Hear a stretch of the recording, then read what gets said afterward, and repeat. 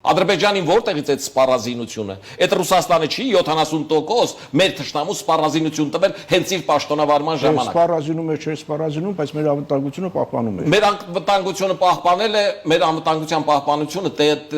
տևել է մինչև 2004 թվականը Ռոբերտ Քոչարյանի իշխանավարության ժամկետը։ Ռոբերտ Քոչարյանի իշխանավարությունը տևել է մինչև 2008 թվականը։ 2008 թվականին արդեն Ադրբեջանի ռազմական բալանսը մեզանից կրկնակի ավել էր։ Զենք էր վաճառում, Ռոբերտ Քոչարյանն էլ ասում էր ինչ է, որ